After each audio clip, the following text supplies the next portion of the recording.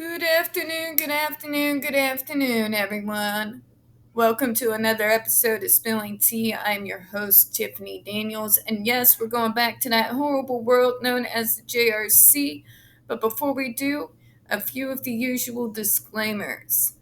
Alright, folks, it was like it's typical Missouri weather, ladies and gents. We're going to start at 32 degrees.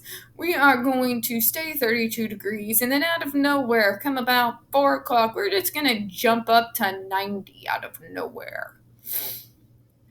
So, yeah, sorry. I had to complain to someone. Missouri is drunk, folks, and she needs to go home. Alright, folks, you are going to see the link to this article here, right there in the description box, alongside the other pertinent links to the Stop the Shocks campaign, including Autistic Hoya's massive archive on the subject, the templates. Don't forget, folks, this is do or die time for us in the Stop the Shocks campaign. We are literally barely over a month away before the decision gets made on the Massachusetts floor. So please get a hold of these senators. When I said bug earlier, guys, I don't mean literal bug. I just annoy them, okay?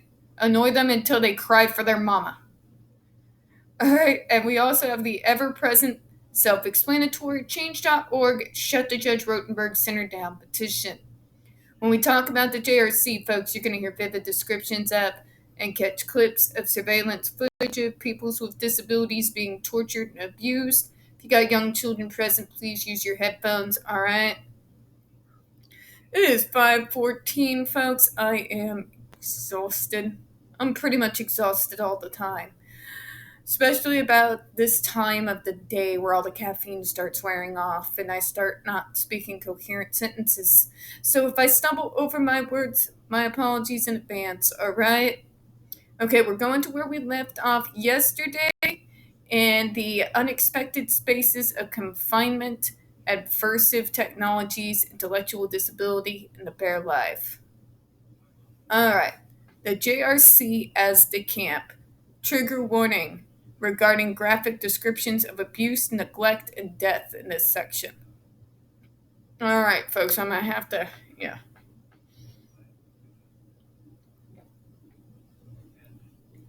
Since its inception, the JRC has been in the news for its deployment of aversive technologies, e.g., shock, restraint, and seclusion, to discipline disabled children. On its website, the JRC describes itself as a special needs day respite and residential school located in Canton, Massachusetts, licensed to serve ages 5 to adult, providing any very effective education and treatment to both emotionally disturbed students with conduct, behavior, emotional, and/or psychiatric problems, as well as those with developmental disabilities or autism spectrum. Whew. Founded in 1971 by Dr. Matthew Israel, a Harvard graduate, the first Behavior Research Institute, henceforth referred to as BRI, was opened in Providence, Rhode Island, where he took children nobody else wanted, severely autistic and mentally retarded kids. Yeah, thank you. Thank you for sitting there like nobody wants you. Come tell that to my mama. Have fun. Your life will suck. Severely autistic and mentally retarded kids sick who did dangerous things to themselves and others. Lies. There are some students that do, folks, but the good majority do not. Israel's first two students were schizophrenic and an autistic teenager. Based on his success with these two students, he then opened a second center in Massachusetts, now known as the JRC, and yet another one in California. Israel studied under B.F. Skinner, whose theory of operant conditioning came from experiments he conducted on animals, and utilized this behavioral approach to eliminate behavior problems in children with adults. I got your behavior problem, Dr. Israel. Fuck you.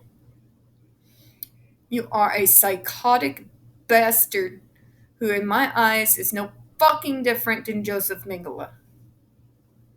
Just saying. According to Israel ED, a behavioral approach essentially views a treatment problem as one in which the individual has certain behaviors that need to be decreased and certain ones that need to be increased. The fundamental technique for accomplishing these increases and decreases in the application of rewards and punishments. It's the stupid fucking thing on the planet. It's insulting, it's condescending, and it treats like that person is not a fucking person. Okay?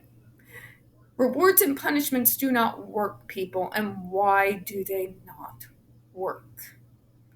It's very simple. A person will only do enough to not get punished if they are on a rewards and punishment system. When they are so fucking confused, like they are at the JRC, about what's right, what's wrong, what there is wanted of them, it really doesn't fucking work. But go on, fucking Mengele wannabe.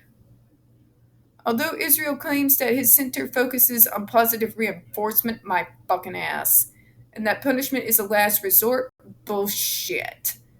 There has been a documented history of abuse, torture, and neglect of disabled children and adults confined there. In his early years at BRI, Israel utilizes Skinner's research on animals to develop a large repertoire of punishments: spraying kids in the face with water, shoving ammonia under their noses, pinching the soles of their feet, smacking them with a spatula, forcing them to wear a white noise helmet that assaulted them with static. Finding that these techniques were not as effective as he expected, he then turned to a shock device on the market known as the Self-Injurious Behavior Inhibiting System, SIBIS, that provided a shock that lasted 0.2 minutes. Soon he requested that the manufacturers of SIBIS provide him with a device that would generally increase the power of the shock, and when they refused, he and his team designed one that would start with a low current but that would increase the voltage if needed. Bullshit. What in the name of God could a fucking human being do that you think it is fucking okay to increase the voltage to 45 milliamps? That is barely below the fucking lethal limit. And then continuously shock a kid 3171 times. Fucking seriously? The device would gradually increase the power to shock, and when they refused, he and his team decided, "What God, sick fuck." The use of these devices of punishment got Israel and BRI in trouble when the deaths of several of his clients drew attention to his practices. In 1981, 14-year-old Danny Oswald from California was restrained face down on his bed and died in that position. Although the autopsy report stated that Oswald died of natural causes, the school was placed on a 2-year probation. In 1982, the Department of Social Services filed a legal complaint, and a settlement was reached with the state of California that the center would not use any aversive techniques stronger than water spray and barred Israel from the property. Moving on. Although 2 agencies in New York State had reported on abusive practices at the BRI in Rhode Island 1979, that was the report we just read, it was not until 1985, with the death of Vincent Militek, a 22-year-old man with autism from Queens, New York, that the public became aware of the abusive techniques used to treat problematic behaviors exhibited by the residents. Militek was restrained in a chair, his hands and feet tied by plastic cuffs, his face masked, and his head helmeted. The earphones inside were emitting white noise. He suffocated in there. Asphyxiation. The BRI was cited for negligence, and a year later, the Massachusetts Office for Children issued an order to close the BRI. However, the BRI appealed, and the facility remained open with recommendation that the use of aversive stop, pending hearings. The Bristol County Probate and Family Court Judge Ernest Rotenberg heard the appeals from Dr. Israel and some parents to keep the facility open. Some parents argued that the treatment their children received at the center was the most effective and feared that their only option was sending their children to state mental hospitals where they'd be heavily sedated and in restraints. Butterfield, 1985. That's the Kool-Aid they get these parents to drink, folks. This place has got these parents utterly fucking convinced that this is the only place for their kids, that this is the only place that's going to help their kids. And boy, folks, they've done a job on these parents. They really have. But moving on, because I'm sorry, I'm just going to fucking say it. If I had a kid, and my choice was to put them on medication. Remember how far medication has come since 1985. Put them on a targeted and monitored medication regimen and put them in that fucking place. I'm going to take the medication. And so would you if you're a fucking decent human being. Then on the 4th of June, 1986, Judge Rotenberg Center, after observing a student revert to life-threatening behavior without aversive therapies, and then greet him with a hug when the behavior was reinstated, refused to bar the school from using physical aversives as treatment. Butterfield, 1986. It's fucking insane, but it's the only thing stopping him, is it? Is it? Because most often, folks, the only other thing they've tried is ABA. And as we've established time and again on this channel, ABA doesn't fucking work. Behavior modification cannot work when the behaviors are stemming from a goddamn neurological disorder. I'm just saying. We can learn tact, time and place. We can even ourselves, over the years, with no threat of punishment, I might add, learn how to curb some of those behaviors to a point, but they never fucking go away entirely. Why? It comes from our neurology. They are not willful behaviors.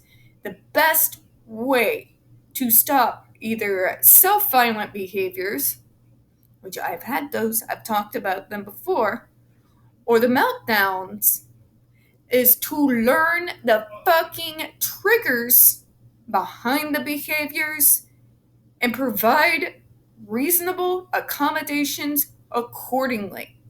I promise you, those are far more likely to make the behaviors be far less and far few in between than any other goddamn treatment a place like this is gonna fucking sell you. It's logical, coherent sense. It's part of the person-centered planning type of program. Find out what causes the triggers. Find out a way to help better navigate a reasonable accommodation, something that the person can do to self-regulate in that particular triggering situation. And guess what? Though the behaviors will still occur, they're not going to be occurring near as often. No, to the point that it cripples us from being able to lead a normal life. Obviously. Folks, I'm an autistic and I work in a goddamn call center. Obviously it works, right? But moving on. In December 1990, 19-year-old Linda Cornelison became the third deaf link to the BRI. Conclusion that an intellectual disability and could not communicate verbally. She had been trying to communicate to the staff at BRI that she was sick, and it was later revealed that she had ulcers and a perforated stomach. However, the staff interpreted her attempt to communicate as target behaviors: drooling, spitting, nagging, stopping work, refusing, silly laughing, and used adversives that escalated in severity. On December the 18th, Cornelison received 61 adversives consisting of spankings, finger pinches, muscle squeezes, and was even forced to inhale ammonia and given taste adversives. She died 5 years 5 hours later at the hospital, and the BRI medical staff decided it was necessary to call an ambulance. Regular counseling and medication. Think about that, folks. Imagine how horrifying those last hours of her life was.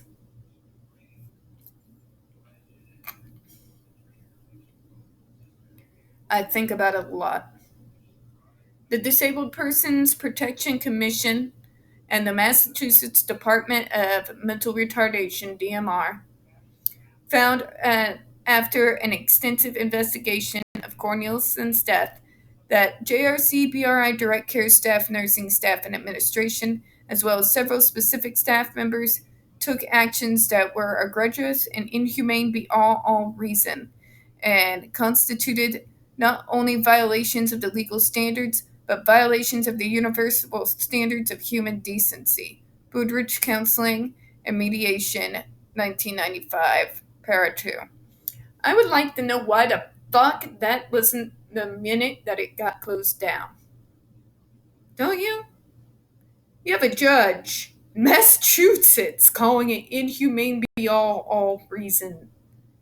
Yeah. Although DMR found abuse and medical neglect, a lawyer from the BRI stated that Linda's death was tragic, but it was not the result of negligence. We didn't do anything wrong. We loved her. Bull fucking shit, you didn't. Instead of getting her fucking medical treatment, you continue to fucking torture her for hours on end for the last hours of her goddamn life, right up until she fucking died. You evil bastards. In a 2005 investigation by the New York State Education Department, the agency found students treated with Level 3 adversive interventions for behaviors that were not destructive, aggressive, or dangerous to their health. Boom. The New York State Education Department 2006 also found aversive treatments using food controlled caused an undue risk for nutritional and health impacts on normal growth and development, and that students were not being provided with sufficient academic and special education instruction or related services. Based on the findings of the New York State Board of Regents drafted regulations to prohibit the use of aversive behavioral interventions and established specific standards for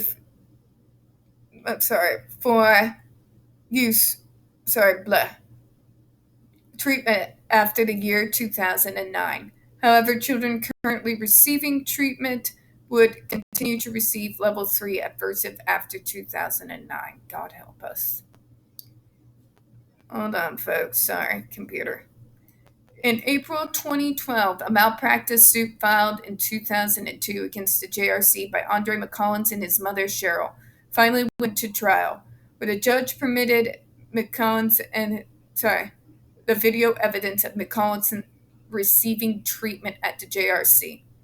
The video showed McCollins, a black autistic teenager, being shocked 31 times in 7 hours while in the 4-point restraints for refusing to take off his jacket and saying no when asked. All but 2 of the shocks were for tensing up or screaming. Remember how fucking horrifying that video is. Although the suit ended in a settlement, the video went viral, stoking public outrage. Nuremberg 2015. Gregory Miller, a former JRC teaching assistant, created a petition to stop the use of shock devices that received over 270,000 signatures and provided the impetus needed to pressure lawmakers for change. Autism activists such as Lydia Brown, Sean Niemeyer, Ari Neiman, and several JRC survivors and agencies such as the Autistic Self-Advocacy Network also provided testimony to ban the use of aversives.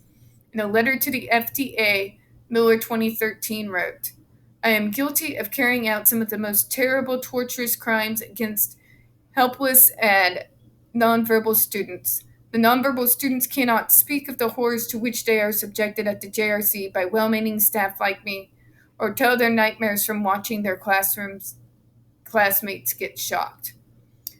On April 2016, the FDA announced a proposed ban on the electric shock devices at the JRC invited public comment until July 2016. Currently, there has not been an update from the FDA and the public debate still rages. Again, this is from 2017, folks. Remember, 2020 we got the ban, and then in 2021, the fucking current DC Circuit Court took that ban away and allows the torture to continue.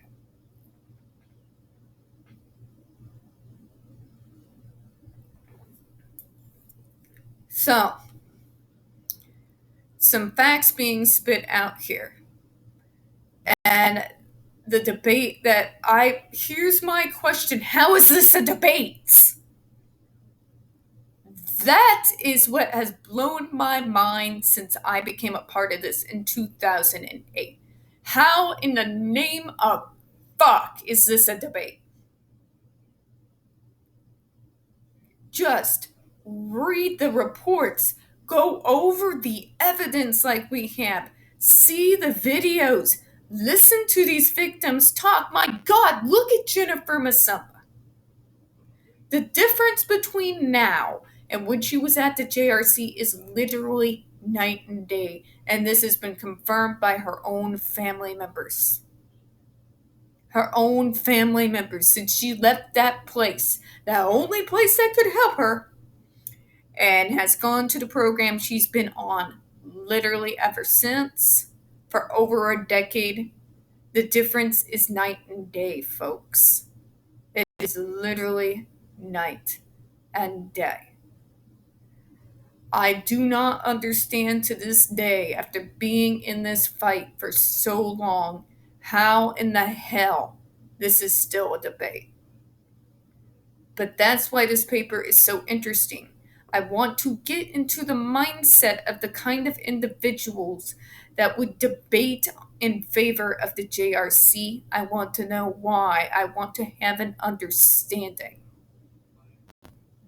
The kind of mind that it would take to not see this and see all this evidence and not react with complete rage and horror. Now, on that note, folks, I'm going to close out for this evening. We don't get very many views on this channel, especially on this subject, and the few that we do tend to get removed from time to time. So, folks, please don't forget to hit that like button, hit subscribe, and don't forget to hit the comments. I do appreciate your time this evening, and as always, we here at Spilling Tea hope you have a good one. Bye-bye.